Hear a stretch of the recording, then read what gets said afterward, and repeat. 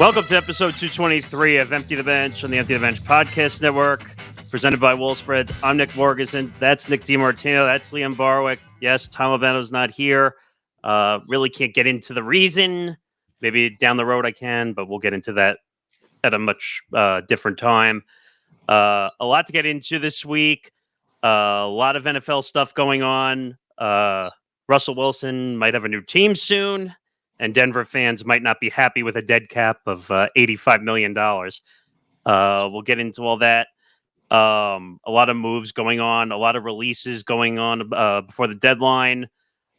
Certain ESPN figure related to the NFL Insider business unfortunately passed away. Another ESPN personality. We'll get into that as well. Also some baseball.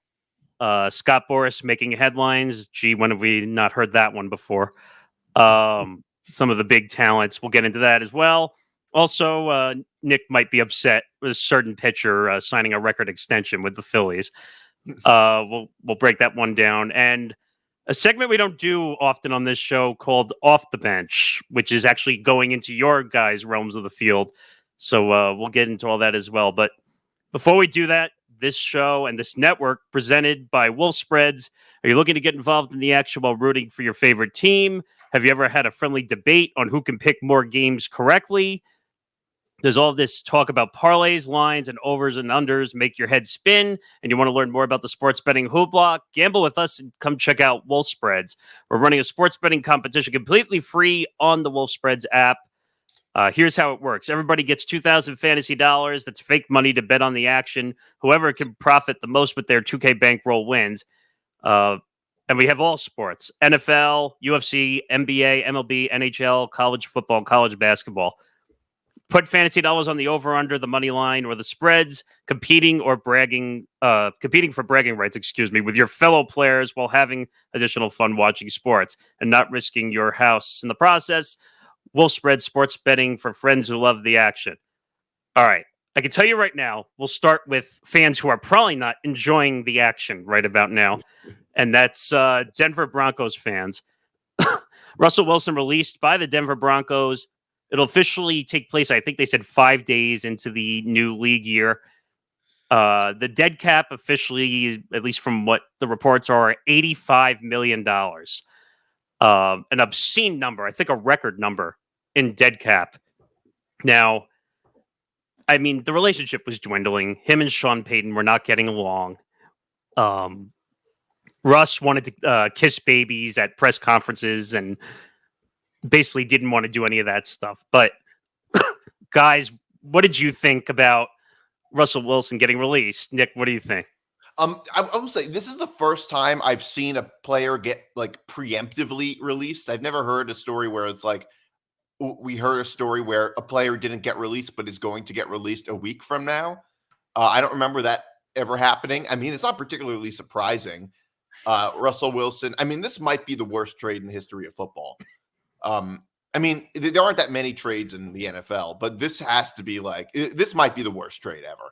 I'm not even exaggerating. This might be the worst one. They gave up okay, so I have it in front of me right now. They gave up 2 first-round picks, 2 second-round picks, a 5th-round pick, Noah Fant, and Shelby Harris for Russell Wilson. That is such a disaster. I can't even that is so bad. That's the big one of the biggest fouls I've ever seen, but I also understand why they did it. I've never really seen a quarterback drop off so quickly at such a young age, by the way. Russell Wilson, by today's standards, is not that old. He's only 34 or 35. That's not that old for a quarterback. I mean, Tom Brady was 40 and still able to play. I mean, it's not so old to the point where you're going to be where you're going to have this sort of drop off. What I think happened was he was in a really good situation. Pete Carroll is a very good head coach, especially for more mobile quarterbacks, where it sort of masked the decline of Russell Wilson. And this is one of the few times where a quarterback has gotten so bad to the point where it hurt his reputation. No, that makes total sense. I mean, the way I think people were expecting such a high level of play because of all the pieces they brought into Denver, and it just did not work out that way. Like, you're expecting a guy coming out of Seattle who had a really good career in Seattle, needed a change of scenery. Now we're talking about him having another change of scenery for a lot of money, but it just didn't work out. Liam, what were your thoughts originally on when you heard this? Yeah, I agree. I mean, I don't think it was very surprising. I think that not only was it a preemptive release, but he was really released like in week 16 last year when he was benched. There was no way that he was coming back after that. I completely agree with Nick that I think Russell Wilson benefited more than people realized from the situation he was in Seattle. And in addition, I just don't think that it made sense what they were doing in Denver. For instance, they traded all these first-round picks, traded all these guys for Wilson, signed money, which you would only do if you're going to be out there competing for a Super Bowl.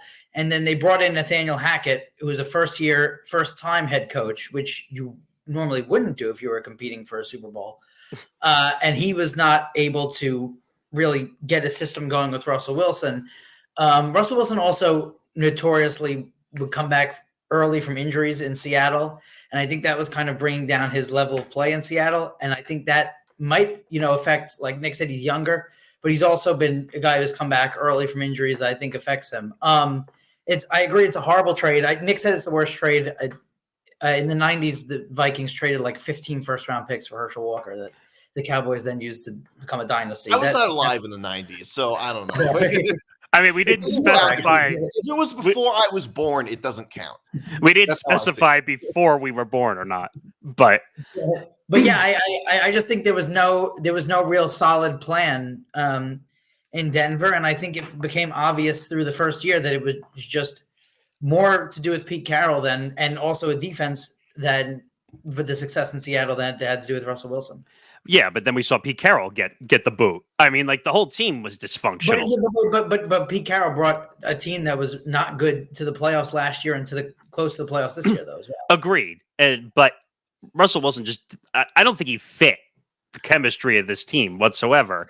And that's kind of what destroyed them. Now, people are going to say, but guys, he sat. No, he didn't sit. They basically sat him because of that injury risk in his contract, because if he got hurt, I think his 2025 was guaranteed if he got hurt and missed the rest of the year. At least from what I don't blame them for. It would have there was no return on there would have been no return on investment for the Broncos to actually let him play. Right.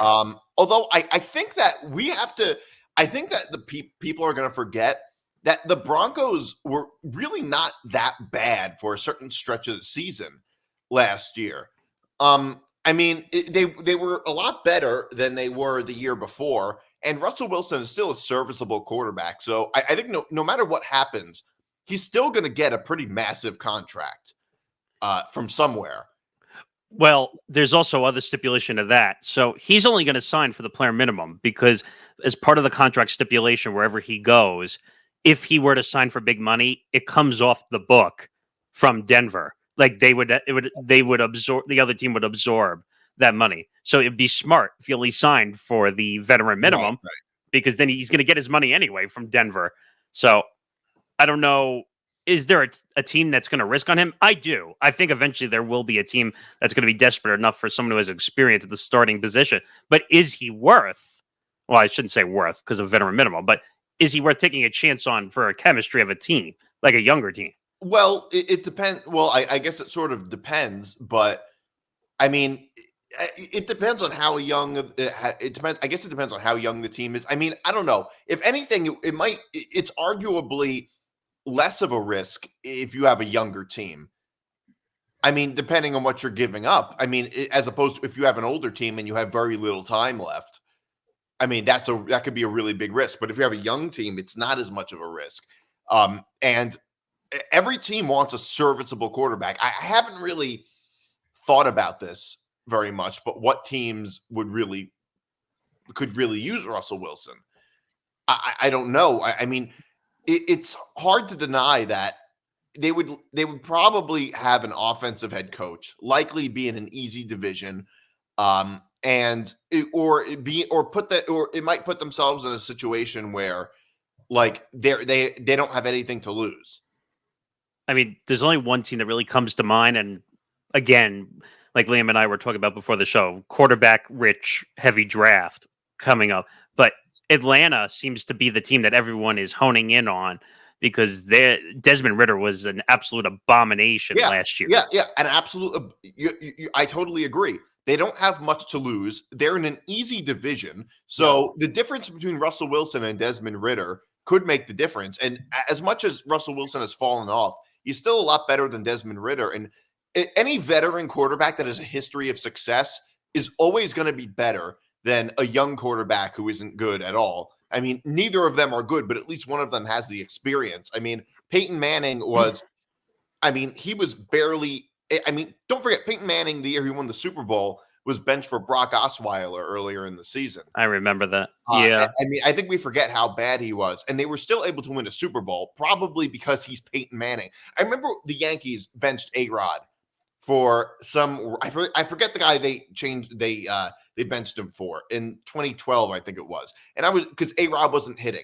But I mean, you're still better off having A-Rod in the game because he's A-Rod. That's kind of how I feel about Russell Wilson.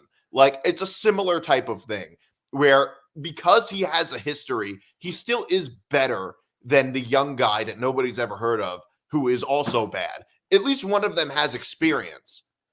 Right. And I don't know. I mean, you could throw BS teams in there, ones that are not going to compete. Like, you could throw in the Pats if you really wanted to be, if he really wants a job as a placeholder until they find who they're going to play, even though I think they're going to take their guy out of the draft. Yeah. But if there was a market, if there was a big market for him, wouldn't you think that Denver would have found a trade partner? If they, you don't think that they looked at that even? Well, I don't think the money's too much. For him. The money's too much. There's a big market for him, but just because there's not a big market for him doesn't mean he won't find somewhere. Agreed, but I think the cap, the money is too much to trade. Like, a team's not going to take on that amount of money. Well, what they could do as well. Sorry, but what they could do as well is, like you said, New England. Another thing that he could do is he could get taken by New England, who's going to draft a quarterback, and then he basically mentors the quarterback, and that's what he's there to do. That's another thing that he could be used for. I mean, originally, and I hate to bring this up because this is Jets deja vu all over again, but at the same time, I'm sorry.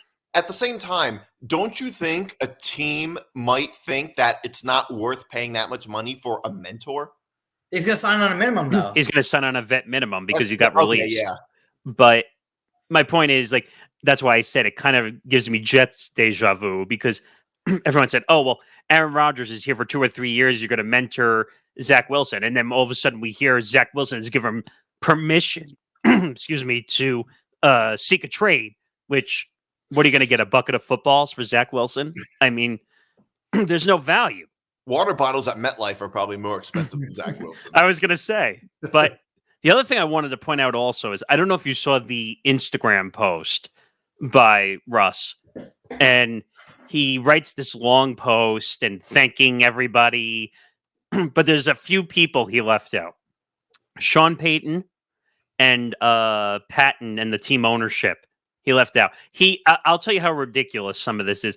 He thanked his pastor in the thank you message, but not the coach or the ownership. I think it's hilarious how professional athletes always feel the need to post sort of like cryptic Instagram messages and leave it up to us to read between the lines for what they are saying. I think I really kind of wish we had social media in like the 80s and 90s with all the drama that went on in sports. That would be pretty amazing. Imagine if like the 1970s Yankees had social media and everything was like a Twitter battle. That would have been amazing. Like, we should have had this for longer. I mean, first of all, Russell Wilson thanking his pastor sounds very characteristic of him. He thanks God for everything. Right. And there's nothing wrong with that. But although it is very telling that he would thank his pastor and not his head coach, which goes to show you that he probably has a sour relationship with Sean Payton. I mean, if you think he couldn't have just forgotten that. He obviously has soured with some people on the Broncos, which I don't really blame him for, although I also don't blame the Broncos for benching him because it would have been stupid to play him. Why guarantee him that money when the season was essentially over at that point. No, obviously, and like I said, so I have to read that part where he talks about the pastors. So finally, to Ray, aka Pastor Ray Jackson, thanks for your countless prayers daily to give God the praise daily, and us getting on the floor to thank Jesus for breath in good times and the bad times. He always gets the glory. I mean, the thing is, the season was so bad. I don't know why he's thanking Jesus. I mean, Yeah, like it was very confusing. Jesus could have done a better job, you know. I mean, like obviously, he wasn't watching out for him for the way the season was going. But you know what? Like he'll end up somewhere. Like originally, like Atlanta has been in all these rumors. Like, let's talk about that for a second because how many different quarterbacks have been rumored to go to Atlanta now? I lost track. Atlanta's been sort of this limbo team for a while. Like they're a quarterback away from maybe winning that conference. I'm sorry, that division, and that division is really, really bad. By the way, one observation: it seems like in sports, Southern divisions are like so much worse than Northern divisions. They are. Yep. I don't know what it is. Maybe it's the warm weather or something. And maybe people just want to practice as much. For some weird reason, Southern divisions are like so much worse. But anyway, yeah, that division is so bad that they're a quarterback away from like maybe making a run. And you just don't know what it would look like. I mean, I don't think Sean Payton is that good of a head coach. I agree. And you know what? Russell Wilson can still play. Like just because he had a few bad years doesn't in the right system play. Right, in the right system. Mm-hmm. Could the Falcons give him that system?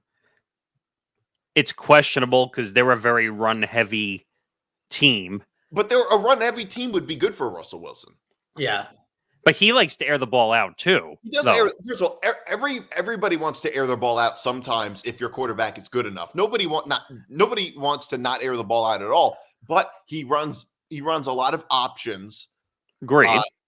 And you have to remember with Seattle, they ran a system similar to a lot of colleges in a way. Like, I'm not saying a college system, but similar in a lot of ways. They ran a lot of read options and things like that. And if they can do that, and not to mention the fact that not only is it an easy division, the NFC South, it's also one of the easiest divisions to play in terms of like weather. It's all Southern divisions. It's all very warm weather or in domes or something like that. Like you don't. It's not like playing in the AFC East where you have to go to New England and Buffalo and New York. And it snows nonstop. But right. So it's probably a little bit better for him. But I'll give you two other numbers that really stood out. One is the Broncos went 11-19 in Wilson's starts.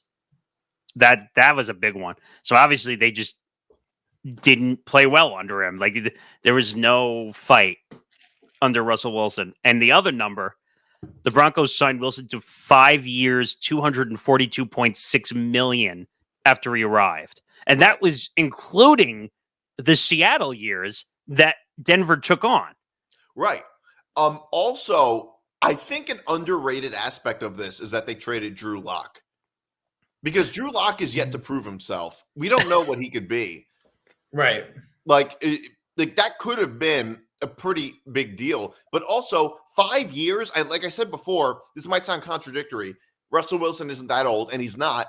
But 5 years is still a pretty big risk for a quarterback who runs a lot like he does.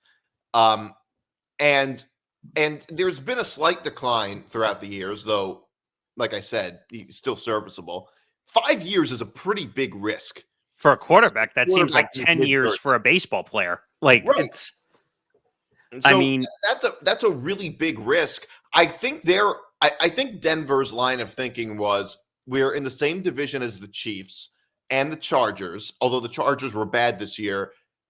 We didn't think they would be bad. So they had the mindset of like, okay, we're in a very tough division, which they are. And not to mention the fact that they're in this, think about this. They're in the same division as the Raiders, the Chargers, and the Chiefs. Okay.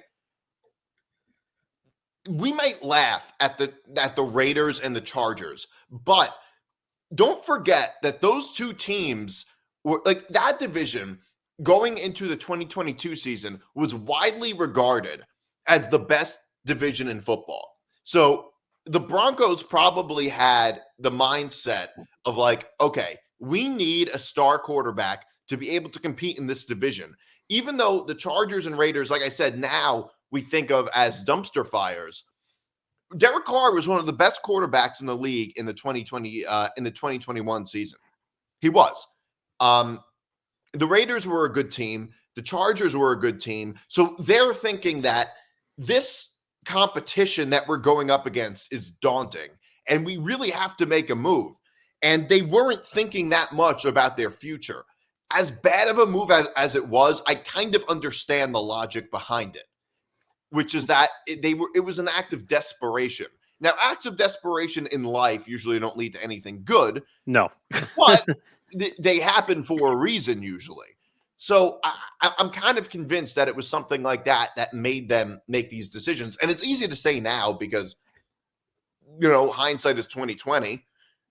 Right. It's the old phrase I use all the time, fallacy of a predetermined outcome. You have no idea that Russell Wilson was going to be this bad and it was going to go to blows with Sean Payton. But when they thought of that, like, you have to remember the Broncos in that division were so far behind the Chiefs, the Chargers, and the Raiders, or at least it felt like that. I mean, the Raiders not so much anymore, but it seemed like that at the time, that they really just they felt like they had to make some type of crazy move. Well, and I'll say one last thing, and then we can move on to some other stuff. There's two teams I just thought of off the top of my head. Minnesota and Pittsburgh, two spots that could use quarterbacks, depending if Kirk Cousins doesn't resign in Minnesota. The Steelers' quarterback situation is a dumpster fire in every way, shape, or form. I don't trust Kenny Pickett for as far as you could throw him. I don't think he's the answer going forward in the future. Can you imagine putting Russ there? No, I don't think they would. Well, they would need more than Minnesota. Minnesota, I think, already is going to get their quarterback back. So that's Pittsburgh, true. Pittsburgh has always been, since Roethlisberger left a couple of years ago, I feel like they've been a quarterback away from. They can't figure it out, though. Their quarterback, they have not been able to figure that whole situation out. But I don't see him going there. We'll see what happens, though. But I mean, they're also in kind of a tough division too. They might have this. They might have a similar attitude as the Broncos did. So that also could happen. I mean, keep in mind, Deshaun Watson got hurt. Joe Burrow got hurt. I mean, with a healthy Joe Burrow and Deshaun Watson, that could be two playoff. That could be like two wildcard teams from that same division. You just don't. I mean, they could have that attitude. I don't know. Right. I mean, I've also been I've destroyed Watson many times on this show. One, just because I don't like him as a human being, but right. That doesn't mean it's not a good. That doesn't mean he's not a good quarterback. Oh no, I'm not arguing that in that regard. But I don't know, missing 2 years straight, basically. Like, how do you recover from 2 years straight of miss? Like that? That's a long time to miss. But that's neither here nor there. All right, let's move on to a little more of a nice story. Jason Kelce officially announces retirement after 13 seasons. By the way, can we just say that was his Hall of Fame speech at the press conference of his retirement? Yeah, it seemed like it. I mean, it's not a bad time for him to retire. Except, I mean, it only would have been better if they had won. Well, the Super Bowl. I could say one of the reasons. I could say one of the reasons, like a collapse in the locker, as opposed to like a total collapse. That might have been why he retired, though. Maybe, that's a good point. Or maybe it had nothing to do with him, and he was just done. I think the way it works, especially in such a physically demanding sport like football, is like, I think players are just done at some point. Well, you're the center, the toughest position on the field. Yeah, also, and an offensive lineman. And he really doesn't need to play any longer. I'm sure he made plenty of money. He has his money. I think, honestly, I think this story is so big just because of his brother. It's a good point. And the other thing, look, I'm not saying that's his fault or anything. I'm just saying, like, I don't think this story would be as big if it wasn't for Travis Kelce dating Taylor Swift. Travis crying at the press conference had me laughing. Like, I know people are going to say that's insensitive, but like, Why are you crying at the press conference? Yeah, it seems a little odd, but I don't know. I don't. Well, he's going to become, though, now, Jason Kelce is going to become the biggest free agent in sports media. They already have. He has the number one sports podcast in the country. Oh, New Heights. Yeah. Pardon my take this year. Maybe like ESPN will sign him. Well, they already said that Fox isn't going to get him because Fox is in LA and he's on the East Coast. So it'd have to be ESPN where does he live now? Pennsylvania or Ohio? What? I don't know. What Kelce? I think they're in Cleveland. Yeah, he lives in Cleveland. Yeah, that's where he's from. I think it's where he's from. Okay, okay. So there's nowhere in Cleveland. He might move. I mean, he could move to New York or LA. But I think they already said that he wanted to stay on the East Coast. That's why he wouldn't go to Fox. Well, and Fox already kind of has like Gronk and. Well, don't forget, you could be on you don't have to be in studio. Well, the one thing I was going to say also is a lot of those guys who do the LA studio shows, they go in for the weekend. Like JJ Watt, who's now working for CBS, he's technically part-time. Like he shows up like on a Friday. They do all the run-throughs. And then by the time they get to Sunday, he's on the studio show. He's not on every week, by the way. Since he's a football player, he decides what his schedule is. And he shows up when he feels like it. Yeah, that could be a thing too. I could see him going to ESPN or NBC because that's all East Coast. So it's going to be one of those. I could see him being in the Sunday night studio. But the thing is, Cleveland, Ohio is not driving distance from New York. No, but I'm saying a lot of these guys fly in. Oh, they could take a private jet. And they fly in for 2 days or 3 days. They do what they got to do and they leave and they go back to their lives during the week. I mean, right. And they're going to get paid a shitload of money for it. I understand Cleveland is a city, but as people from New York and New Jersey, I think that all of us view Cleveland as the Boondocks. Like it is so baffling to us that a celebrity would ever choose to live in Cleveland, Ohio. Like, well, they grew up there. It's one thing if you're like a regular person and you don't have a choice. But I mean, somebody like Jason Kelce, who has all the money in the world, he chooses to live in Cleveland, Ohio. You remember the Joakim Noah press conference in the playoffs? I do. And they were playing the Cavaliers, and Joakim Noah was like, he was like, no one's ever been like, I'm going to vacation in Cleveland. Yeah. Well, it's true, though. The one terrible example I was going to use was Tristan Thompson when dealing with the whole Kardashian scenario when they were on TV. And like they would just go to Cleveland, like, oh, I guess we're going to Cleveland. Like even the Kardashians are not excited to go to Cleveland. I mean, like, most celebrities live in New York or LA anyway. Like most of them are. Well, a lot of them live in Florida. Yeah. Well, for tax purposes. A lot of them have houses everywhere, but yeah. Yeah, that's true. But I don't know. He's going to be a hot commodity. He's going to be That's actually how I found out about LeBron going to LA. So for my 21st birthday, I went to Las Vegas. And me and my dad were sitting in the sports book, and this random guy, this schlep in the sports book, starts talking about how his wife works for Keller Williams, and LeBron bought a house in LA, and he's like, he's going to the Lakers. He's going to the Lakers, and we thought, I don't know. That doesn't mean it turned out a couple months later, he ended up going to the Lakers. But wait a minute, it's like you said before. That doesn't mean shit. You could own a house in LA and New York. It doesn't. I just thought it was funny. I mean, he likely had a house in LA anyway. He did. I think he got a house trashed. You guys did a story on it, didn't you? But that was recent. No, this was like this was recent. It wasn't his house. It was he's building a house next to the house that was getting trashed. Yeah. Oh, that's right. But a lot of them, Nick, live in. A lot of athletes, especially like Giants, Jets, Yankees, live in Alpine, New Jersey. Well, that's true. Alpine is a very wealthy town. But you know what? I mean, he's a hot commodity. He's funny too. Like he'd be a great personality on TV. That's what people don't. And I think what does the NFL have, that weird broadcasters camp that they put current NFL players in just so they have a career after football is over? I mean, it's not a bad idea. I mean, a lot of them. I mean, if you're a former athlete, you have the easiest path to become a broadcaster or an analyst.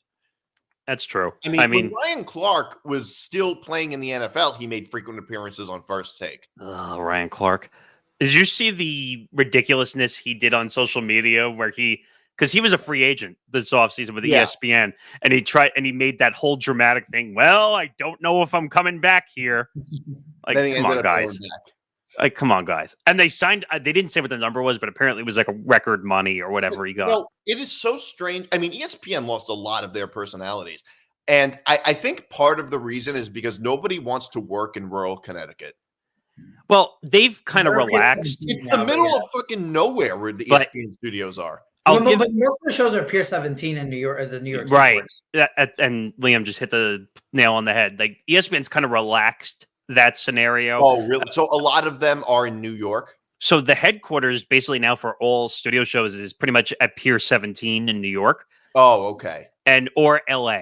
So they have both of those studios. So the only where's thing First Take filmed? New York. Pier 17. Oh, that's in New York. Okay. Don't you see when they have like the boats and stuff going in the background? And that's not a fake background, because most people think it's a fake background. Well, but I think they used to have to be in Bristol. Correct. Well, that's because that's where the headquarters of everything was. Now that they run like the operations from Bristol, but they do everything in New York or LA.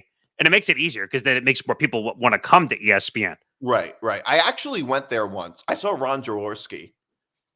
He's an interesting guy. I saw Ron Jaworski, and before I left, I took a shit and marked my territory at ESPN and never went back. But you know what? Kelce will that end was up when somewhere. Bill Simmons was still there. Like Bill Simmons. Talk about a well, I don't want to say that. That might get me in trouble. No, Bill Simmons is a sports writing legend, I think. And I'm not disagreeing, really, but he's a head case. Oh, of course he is, because he's successful. All successful people are head cases. Well, one reason that they like people like Bill Simmons left was like he was saying like ESPN doesn't want anyone to ever be like bigger than the brand, and like Bill Simmons was becoming like very popular. Like Bill Simmons was on like the level of like almost where Stephen A is now for ESPN. Like he was the biggest star, and he created 30 for 30. Well, Grantland died. That's number one. Why he wasn't there anymore. They killed that brand, and it's not even around anymore. But now you have guys like McAfee and Stephen A. Smith, where they go completely against the company mantra. Basically, Stephen A. is doing a podcast that's not on ESPN. That's on a competing podcast network. They would never allow anybody else to do that.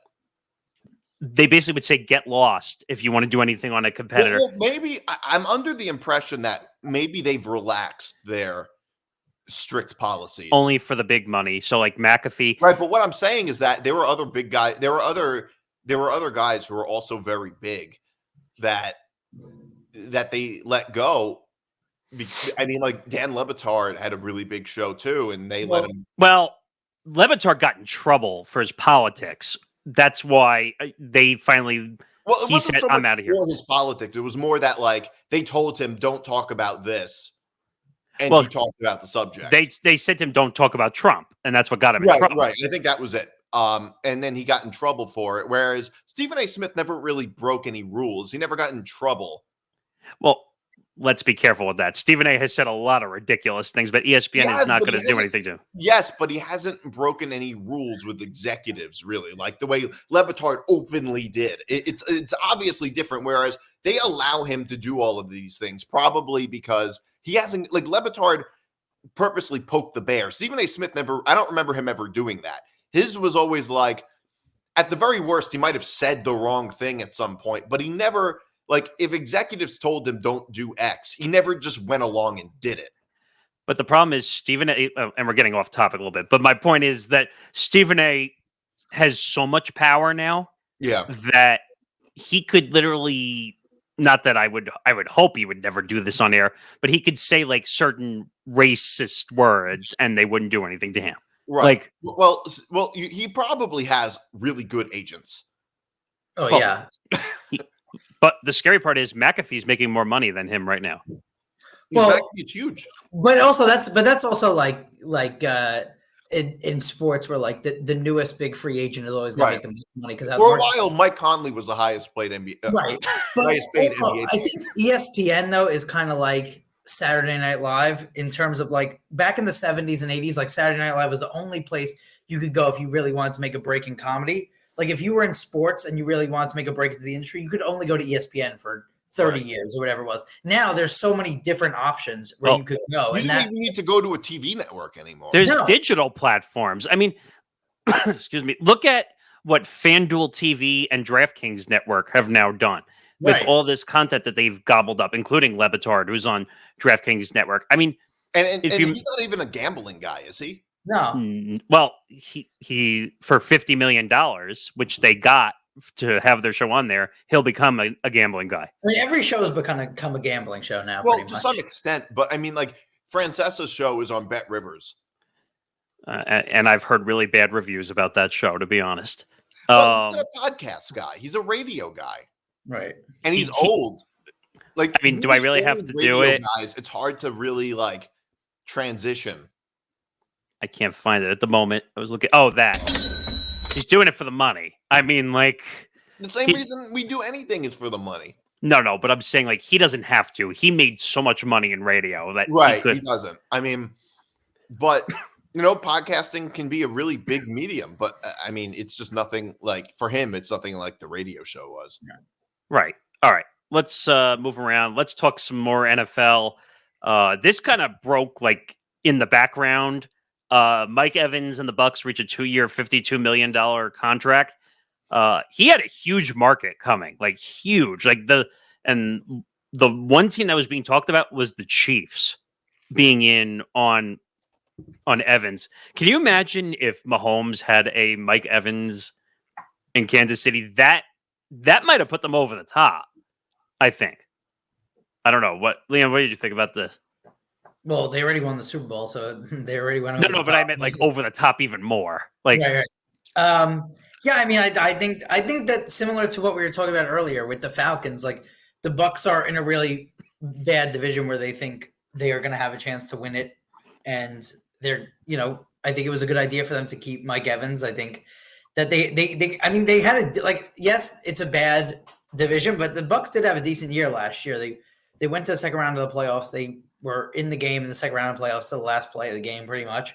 I think Baker Mayfield was overrated and then went to being very underrated after because people kept calling him overrated. Right. I mean, beating the Eagles really boosted his resume for sure. Yeah, he had a pretty good game against Detroit too in the playoffs. Right, and people are going to say, but guys, the Eagles were a shit show and injured. Right. But hey, that's still a big team to beat, regardless. But I don't know. I mean, even though we're talking about Mike Evans and like how he's a big player, like I think we do gotta give some credit to Baker Mayfield because he really turned that team around. Right. Right. Yeah, he had a good turnaround. He earned his starting job. I mean, coming into the season, most people didn't think that Baker Mayfield was going to be a long-term starter. So I think they're in an advantageous position where they can win the division again. And I think that if you have a chance to win the division in football and you have a chance to get into the playoffs, then anything could happen. So I think that unless you're going to rebuild, if you have a chance to win the division, then you have to go for it. Are you paying him $40 though? Yeah.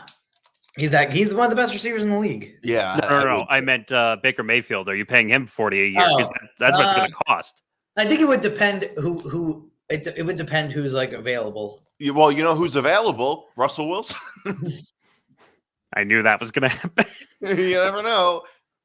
I mean, but I don't know. This is never have somebody they like in the draft. I mean, you have to think the back end of the draft, like of the first round, is almost is pretty good as well with Penix and Nix and McCarthy, as well as not just the top picks that are going to be decent quarterbacks. I think you also have the back end of the first round where you could get a quarterback.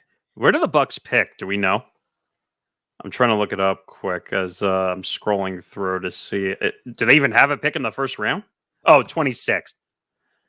So they have the 26 pick. You could possibly get a Penix or a Nix at 26. But I think this is actually a team-friendly deal. I thought he was going to be worth more, to be honest. But the one rarity, I think Evans might have a chance to finish a career with one team, which you don't see at all, ever anymore. But there's still some time left in his career. But I'm just saying, like, it's a rarity that you don't see guys jumping around the league Correct. I mean, I think it's smart because he's one of the best receivers in the league, and given that they're in a really weak division, I think that one receiver could make a very big difference. Also, it's only for 2 years, so it's not like you're committing to him when he's like 37 years old and might be out of the league. It's only 2 years. So the amount of money is not so much the issue as like the fact that it's not too big of a commitment. That's true. I mean, but it's a good deal for them. Now they got to figure out Baker's contract and see where they go with that. Yeah. It was the deadline for franchise tag or cuts. And then the Bills just decided to cut everybody. Tre'Davious White, Jordan Poyer, Mitch Morse, and I think I was reading there's a bunch of other cuts coming for the Bills soon. I think they said that these three alone valued like $37 million to their payroll. Now, if I'm not mistaken, they were way over the cap, right? I think so. Yeah. Like they were going to get penalized the amount they had spent. Like they had to pay Josh Allen. They have other guys. Like you have a Stephon Diggs situation, which you don't know what you're dealing with right now. I think the Bills are in trouble, guys. I do. I don't know. I still think they've got a lot. I don't think they're in trouble. I mean, what makes you say they're in trouble? Because they're emptying a bunch of cap. They're emptying a bunch of cap space. They're way over the cap. They got to get under it. But I mean, they're taking care of it though. I don't know because they're getting rid of a lot of good guys too, which really made their team defense. But I think that they'll be fine. I mean, I wouldn't say they're in trouble. They're just sort of in that position where they can't win, where they're not winning the big, where they can't beat the Chiefs. It seems like. So are we blaming that on Josh Allen, or are we blaming that on the coaching staff? Well, none of that in particular. Nobody in particular. I'm just saying, like, I don't know. I wouldn't say definitely not on Josh Allen. No. He had the best game of it. Look at the other quarterbacks, how they played against the Chiefs defense in the playoffs. Yeah, the Chiefs are just a great game. And people forget that the Bills were missing like half their defense in that game. Yeah, they were very injured. Of a bad field goal kick and because they made a dumb decision to go on fourth down on a punt. But yeah, definitely not on Josh Allen. No. And also, I still think that they're the best team in the division. Yeah, I don't think they're in that much. Miami, I think they're better than the Jets. I guess I'm coming at it from the perspective of a Jet fan. It would be really weird if I looked up at the Bills and like, oh, they're in trouble. Well, obviously the Jets are a joke. I mean, what is New England? New England is nothing. What is Miami? I mean, are you going to pay Tua $50 million a year? I'm not. No, but I mean, the biggest threat to them, I would say, is Miami.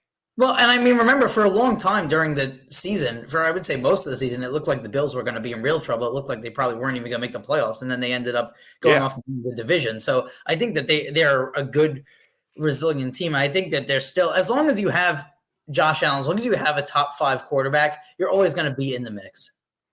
That's fair. Yeah. Staying in New York, because I know this is a sore subject. Giants won't use the franchise tag on Saquon Barkley. I've been on the record on this show for a long time that I think Saquon is an overrated running back, and I don't think he brings the value that a lot of people do. A lot of people think. He gets hurt a lot. He's very injury prone. That's why they didn't pay him. That's why there was a holdout from the last offseason. And I think the Giants finally learned and said, hey, we're not getting in this mess again. Go find another team. We'll go find a running back. But you're going to have to pay a running back eventually if you want it. Right? Yeah. Well, first of all, I completely disagree that he's overrated. I don't think he's overrated. I think he's one of the best running backs in football. The problem is that he's not on the field. But when he's on the field, he's a very good player.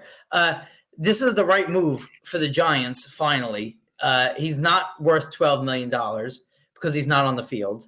And because the Giants made a colossal mistake last year in signing Daniel Jones to a big contract.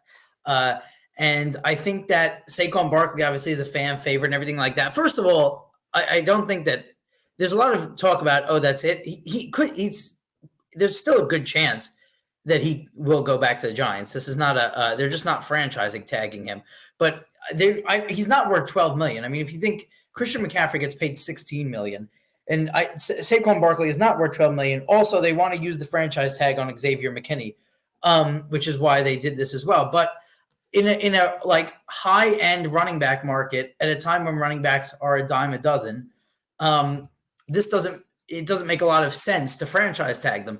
The only thing, the problem that I have with the Giants is I don't think that they know ever what they're doing, because in those years with Eli Manning and Eli Manning's last years, they went from, they tried their very hardest to not be in a rebuild, and it didn't work. And then they looked like they were going into a rebuild, and then they signed Daniel Jones to a $40 million. And then now they look like they are going to rebuild and they're not going to rebuild. I honestly don't think that anything is going to change at the Giants until the ownership changes. I think the ownership is underratedly terrible, but this makes sense not to put the franchise tag on him right now. But it's a clear difference when he's on the field versus when he's not on the field, especially with how the quarterback reacts. I mean, Nick, this kind of reminds me of like the Mets and the Yankees, where like they're half pregnant, can't decide on a rebuild. Basically, do we go for it one last time? Do we not? And then we're screwed because we're stuck with 38 and 39-year-old guys that we have to overpay. Well, the Giants have been doing that for years. I mean, that's basically what the Giants did with Eli. He was old and not good anymore, and the Giants really insisted on keeping him. It was a very similar thing. Yeah, I totally agree. It's totally not worth the franchise tag on Saquon. It's just not worth the money to franchise tag him when he's always injured. He's just not on the field enough for him to be worth the franchise tag. And signing Daniel Jones to that deal, especially during a time when quarterback free agency last year was just at its peak, it was such a stupid idea. $40 million a year. I mean, Jesus. I mean, this guy is way overpaid. I mean, and then he gets hurt, and they put in what's his name, who I can't remember anymore. Tyrod Taylor. No, the other guy who was a clown show. Tommy DeVito, who basically tried to take $20,000 from an Italian restaurant because he thought he was over. His agent did that. He didn't do that. His agent did that. No, but I'm just saying. But I think that the Giants, personally, I think that the Giants have 2 second-round picks, and they should let go of one of them and trade for Justin Fields. I mean, I think that they're better off doing that than drafting. I don't think that Caleb Williams or Jaden Daniels are going to be available. And I don't think that Drake May is very good. And I definitely don't think that J.J. McCarthy – DiMartino will agree with me because he's more of a college football guy, but I definitely don't think J.J. McCarthy is worth a high draft pick. No. So if I was the Giants, I would trade my second rounder, and I would take Malik Nabers with the 5th pick. Is that what they're the 5th pick? 5th or 6th. I'm looking it up right now. There's a 6th pick. 6th. So yeah, I would. I mean, they've already made a mistake at 6 when they took Daniel Jones. So they have to realize Jones is not. They don't even know if he's going to be ready for the start of the season right now. I think they said he's not going to be ready for the beginning of the season. So, and even if he were, I would start Tyrod Taylor over him because he's been. Yeah, but he's injury prone also. No, but until he gets injured. I mean, I give Tyrod Taylor than Daniel Jones. He's been better. I give Tyrod a bunch of credit because he's willing to take the body blows and get back up and play. But how many times can you take a body blow before you're knocked out for good? I mean, but the same thing would be true of Daniel Jones. I guess so. Maybe the thing is, if they're going to draft a quarterback, then they might as well just fire Brian Daboll on draft day, because if they're going to draft a quarterback and say we're going to have a bad year next year, there's no way that they'll have a bad year next year and not fire Daboll at the end of the year. So they would sacrifice. Depends on how bad. Well, if he's right, Liam's right. If they draft a quarterback and they're going to throw away the season, they may as well just fire him now. Right. I mean, why are you going to hold on to a guy where he can maybe get a job somewhere else? I mean, but I don't know. All right, let's move around. One last story. This was kind of an unfortunate story. Chris Mortensen from ESPN, NFL, the original NFL insider, passes away at 72 years old due to cancer. This guy had charisma, was really good on NFL Live, a lot of the ESPN properties. He was around where you would literally break news, and he was the only way, like those insiders were the only way you could find out how to get breaking news. Now you go on Twitter and you see Adam Schefter and Ian Rappaport and all those guys just go on in 2 seconds, tweet out news. I mean, ESPN has lost a lot of significant names. What would you say over the last 5 to 10 years? Yeah. So when you saw this news, what was the reaction you saw this? Yeah, I mean, I knew he actually had throat cancer, which is one of the worst ones that you could get in terms of fatality rate. And he actually got it like I think 7 years ago. So he's been battling it for a long time. So he's been battling it for a long time. He was like, I mean, like you said, he was a legend. He was, one of those first, like probably like late 90s, early 2000s, like break news. You still have to go to TV to do it.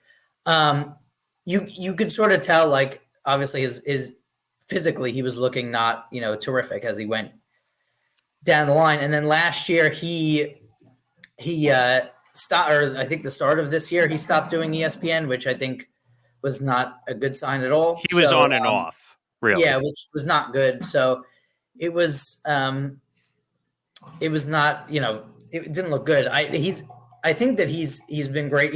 He was obviously like disliked in New England because of he was kind of the one that broke Deflategate. I remember that. That was nuts. Yeah. So I mean, he was one of those guys that was just like a staple of like early 2000s ESPN. I mean, I think Adam Schefter tells the story that Mortensen was the one that went to the ESPN bosses and brought Adam Schefter in. Mm-hmm. I think when he was originally, Schefter was a Denver Post guy and then NFL Network. And then I think Mortensen went to the ESPN bosses and said, bring him here. By the way, probably one of the most valuable things Mortensen has done for the company, besides his great coverage, bringing in some great guys to work at the network. I don't know. What do you think of the breaking news game today? Because that's a big thing that's talked about. There's not much of a market in it anymore. But yeah, Chris Mortensen was a legend in this way. Just really sad to see. Although he did live a long time with throat cancer. I mean, 8 years, I think is. Yeah, he was 72 years old. I mean, he's going to die, but yeah. I mean, I'm pretty sure when he was diagnosed, it was stage 4. Yeah, you're right. Yeah, it was. So that is a pretty long time to live. But yeah, that's very sad. I remember when John Clayton died. Actually, that was very unexpected. That was unexpected. This one wasn't unexpected. I kind of thought he wasn't doing well. But John Clayton dying, that was very that was a mystery. We found that out from what did he even die of? I think he had some kind of cancer. Oh, it also. Was. I remember we were in Atlantic City when we found. Yeah. What about the crazy one? Did you see this? Tim Wakefield died in October, and then his wife died. Yes. Yeah. They were in their 40s. Yeah, I mean. Yeah, I think he was in his 40s or early 50s, young. But life goes by fast and quick these days.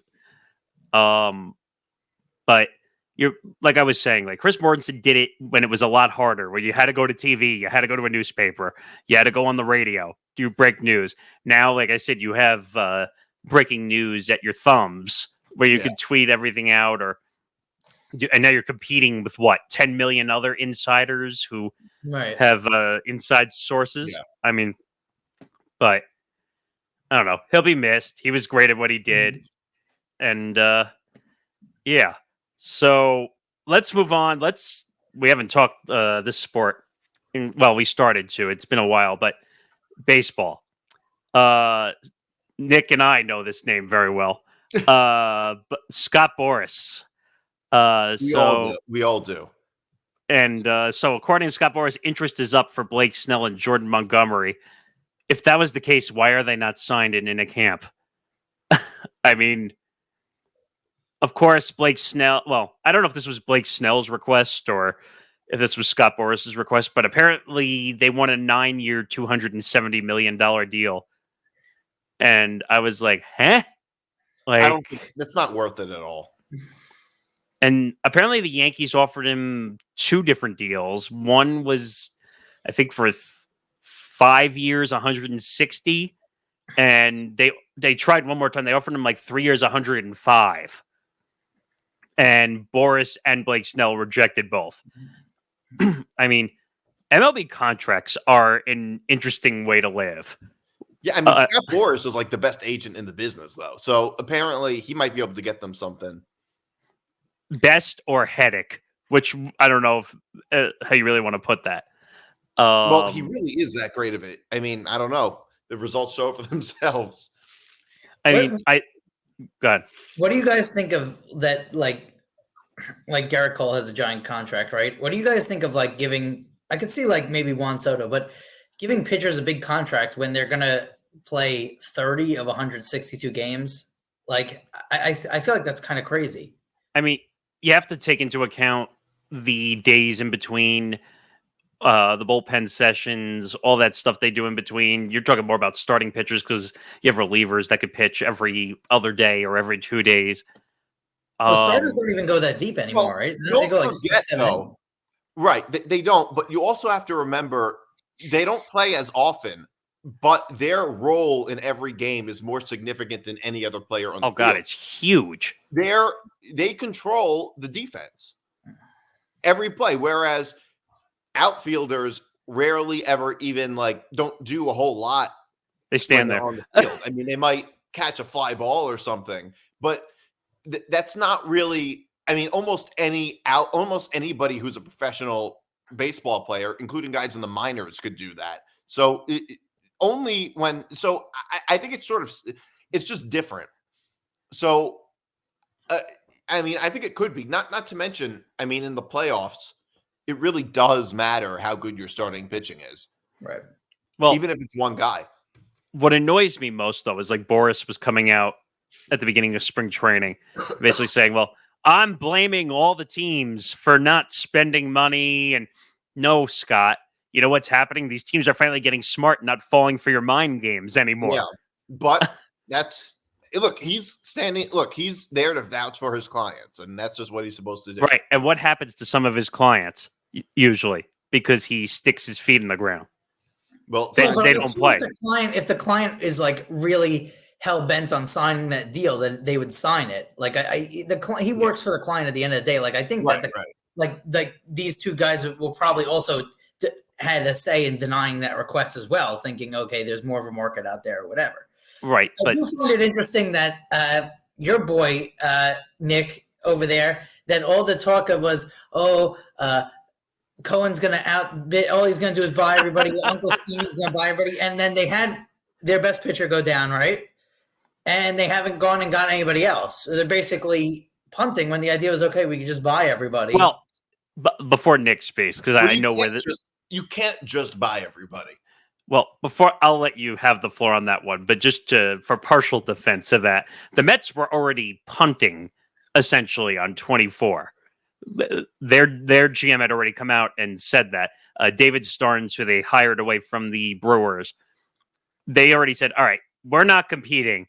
Why do you think that Cohen spent the money to get rid of Verlander and Scherzer? Because he wanted to get something back in return, but they're paying for that all of 2024. He also said He also said that his goal was to have them win a World Series in 5 years. That was a while ago. So it's not going to happen. Well, Never going to happen. Everybody says things like that. I mean, well, because everyone saw that he's the big spender. Yeah, I mean, it's an important thing, especially in baseball. You have to be willing to spend money, but you also have to remember the Mets have been like the cheapest organization in baseball for a while. And sometimes people want the equal and total opposite, which would be Steve Cohen, who's going to be spending money. Hello, Will Pons. Does that ring a bell? Yeah, so I get that. So that's just what the fans. Well, I think I just checked the scoreboard though, and the Wilpons National League pennants is at 1, and Steve Cohen's is a 0, right? Well, Steve Cohen's been there for a few years. How long have the Wilpons been there? They were cheap and didn't. That's not a fair comparison at all. But also, wait a minute. You have to give Steve Cohen more time until you can fairly compare him to the Wilpons. Okay, but also not being cheap is not always the greatest thing. I mean, was it the greatest thing that they, like you were just saying, that they spent all the money on the pitchers last year? But wait a minute. You want to go off that? You want to go off that argument for a second? I could say Wilpons Ponzi scheme 1, Cohen 0.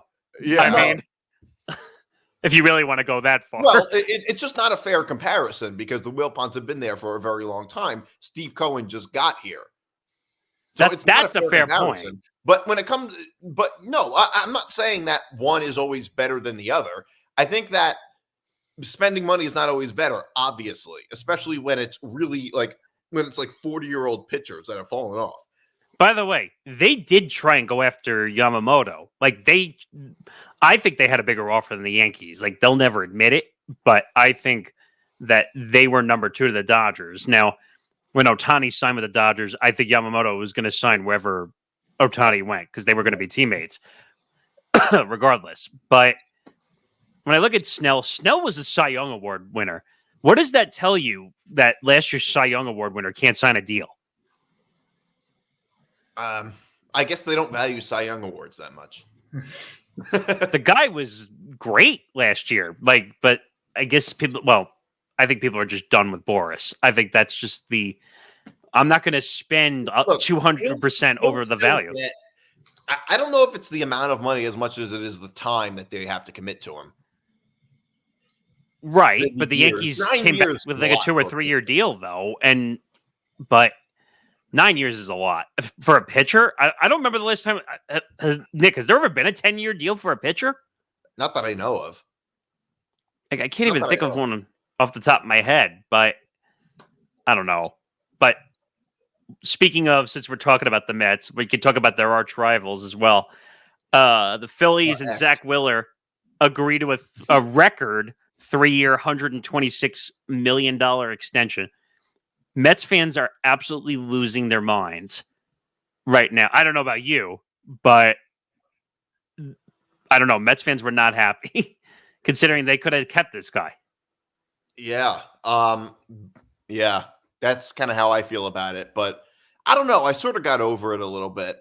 But yeah, it's kind of upsetting for Met fans to see. He's pitched really well too. Yeah.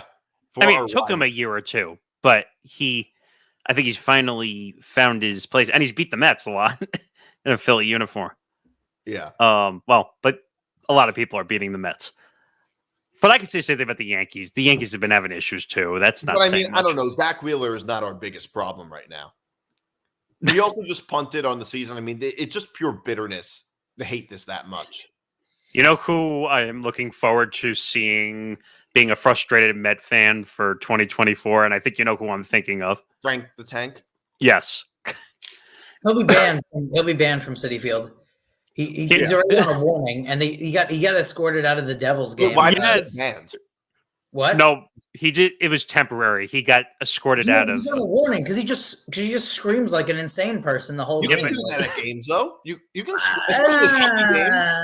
Have you gone to a hockey game? But you know what's funny though? He was yelling "Fire Lindy," I guess the head coach, and I think a day or two later, the Devils actually fired Lindy. So, what happened was he was chanting, and then they started chanting people started chanting "Shut up, Frank." Yeah, and it made him nuts, like it always does at every game he goes to. But there's got to be more to it than just him screaming like a crazy person. Because people probably complain all the time. Nick, if you go out to a game, whatever you want to sit there and hear like this guy scream, especially if I know none of us have kids or anything, but especially like families, you bring your kids and stuff. Yeah, the amount of money you spend for tickets now, and this guy's just yelling. No, I'll give you that one. I'll give you that one. He complains about the teams and stuff. Both stadiums, he gets handicapped seating, despite this only disability is that he's overweight. I mean, that's like he gets like preferential seating. Like he doesn't have a disability. It's but yeah, well, I agree. That is arguably a disability. By the way, I mean, he's really heavy. Did you see though? Oh, yeah, he did lose weight. Well, did you see he's doing a series now for Barstool called Frank Walks? Yeah. He did one with Van Pelt the other day. Actually, and one with Sworn enemy. Do you know the whole story about him and SVP or no? What happened? He hates him. He hates him, and like why? Because he thinks that like they show what he thinks that like that like Scott Van Pelt is happy whenever the lose or whatever. How long did Scott Van Pelt even talk about the Mets? There was a day where it was like the Masters was on, and I think it was.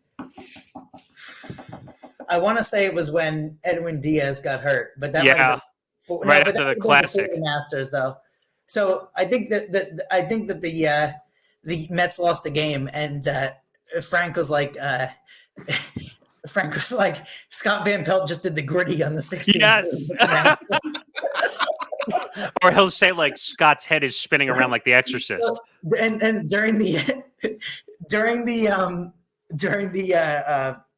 when the Mets blew like a gigantic lead a few years ago, he was basically saying that like all these teams were happy to lose to the Braves because they wanted the Mets to lose, and he would be like the Braves would beat the Oakland A's, and he would tweet out like the Oakland A's are doing the tomahawk chop in the dugout. Yes. No, my favorite is when he says every year, they're going to go 0-162. They're not going to win a game. Like, and people can't take him seriously. But when he says dumb shit like that, you can't take it seriously. But by the way, I'll point out off the topic of Frank the Tank. Last year, I went to Game 3 of the Phillies and Braves series. It's one of the most unbelievable atmospheres I've ever been in a part of. Is the Phillies play, and I've been to a Met playoff game that was. It was loud, but the Phillies atmosphere is unbelievable. Which ballpark? Citizens Bank Park. I like Citizens Bank Park. I've been there. Just the fans are just insane. Just don't. Every pitch, like literally standing on every pitch. It's wild. Don't mention Cliff Lee and his wife. If you remember that incident from years ago. Or no, not Cliff Lee. Who was it? I don't remember. Like someone, Yankee fans or whatever, spinning on people. But we'll see what happens with this. I mean, I think it's a great deal. They got Zack Wheeler. Their pitching rotation. The Phillies do pay people. I hate to say this. Steve Cohen should take a receipt out of the book of the Phillies and actually pay these players. Well, no. The problem with Steve Cohen is the opposite. He's paying too much. Well, he had to get out from under those bad contracts. Well, so baseball is because the thing I hate about another thing I hate about baseball is like it's such a long season, and then like last year, like the Dodgers won 100 something games and lost to a team that won like 70. Like, yep, it's all that, and then they go down to a 3-game series after 162 games. Like, no one said it made sense. But same thing can be said about every sport. Well, all these guys make far too much money, and the owners spend far too much money. But all right, we're gonna do a segment that you guys usually do on moving the goalpost. But I'll call it off the bench. So we pick a top off the bench, but yes, no. But this is my own version of it. Our show is off the bench, I would say. Yeah, that's true. So I picked a story because I find the fast food industry interesting, and I'm not eating much of it now because I'm working with a personal trainer and trying not to eat a bunch of that garbage, but. So Wendy's dynamic pricing change could upend the fast food industry. Now, I only read into this partially that apparently like they're changing prices based on the trend of what they're selling. Is that what this is about? I don't know if this is how accurate that is. I haven't looked into it. Yeah. So Wendy's did clarify that they will not implement surge pricing. So what do they think? They're gas? I'm not exactly sure the full story, so I want to be fair. I don't think it is surge pricing, actually, because they're saying in the story dynamic pricing, or sometimes called surge pricing. So dynamic pricing and surge pricing are the same thing, yeah. What's that? Dynamic pricing and surge pricing are the same thing. Well, how much of a surge price would it be? Well, that's what I'm trying to. They're saying It's dynamic pricing is like Ticketmaster does it. So like if you want to go to Mets Phillies and one person is looking at it, the ticket might be $30, and if 15 people are looking at it, the ticket might be $90. You know, it's like that. It's like Uber. Like when you call Uber, it rains or something. Like, oh God, I remember those days. You just get out of a club or something, and everybody's calling for an Uber. I mean, yeah, I guess their idea was, it's not expensive enough right now in the world, so let's just make things even more expensive. Well, I don't know. First of all, I don't blame them exactly if they end up charging more money if there's a line out the door as opposed to if you go at 3 a.m. Well, but I blame them because it's an oversaturated market where, like, if you go to Wendy's, I know there's going to be dynamic pricing. I'll go to McDonald's and wait online rather than wait online at Wendy's because I know that they're going to be higher. I'll go to Taco Bell or whatever. How much extra money you're spending? You would not be willing to spend extra money to not wait on a line? Well, but it wouldn't. But the surge pricing will be when I was busy. Well, right, but that's what I'm saying. What I'm saying is that if they have surge pricing, which let's say makes the line a little shorter, you wouldn't spend an extra 30 cents or even an extra $1. You know, I mean, how big of a surge price is this? I mean, fast food is not that expensive. Like you're spending what? Well, let's be careful with that because if the one or few times I've gone because I'm in a rush before work, I've seen like the prices are insane. Like at McDonald's now, you're spending like $15, $16 like for a meal. Yeah, look, I don't know. I haven't eaten McDonald's in a really long time. I don't do it as much anymore. How big of a surge price is it? Is also the question. I think you're also looking at it as which we would all I think look at it as you're ordering the one meal, but like there's a lot of families and stuff that go to Wendy's and stuff like that. I mean that would be a significant price. It just doesn't make sense to me because you have so many other options of pretty much the same thing. Burger King, McDonald's, all these places. Like I just don't really understand it. And I think it's bad publicity for them as well. It is bad publicity. I'll give you that. Also, I think it depends on what you value more, time or money. Personally, I usually value time more than I value money. Well, the funny thing that I'm seeing now is they're going to have AI enabled menu changes now. Like enough with this AI nonsense, please. Well, like how would that work? AI enabled menu changes? Meaning basically they're going to change the menu every day based on foot traffic, and that's going to help them to determine the prices and all that stuff. But I don't know. Like for me, like I like Subway. I don't know if that's really fast food. Not really. But, yeah, it's not really fast food, but it's you get really good value for Subway. I feel like. Subway's good. I think Jersey Mike's is better than Subway's, though. I like Jersey Mike's than Subway, yeah. I've never had Jersey Mike's, but I don't know. There's so many options. Also, to talk to your AI point, I feel like there's so many movies where it's like, it'll be bad if the robots take over the world. And now we're like living in the time where it's like robots are basically taking over. But you know what? Everything. Have you ever thought that with the whole AI panic, like people said the same thing about the internet? I think that's a little different. Well, to be fair, though, the internet has completely and changed the world. It changed the world, but in a good way. Well, a good way and a bad way.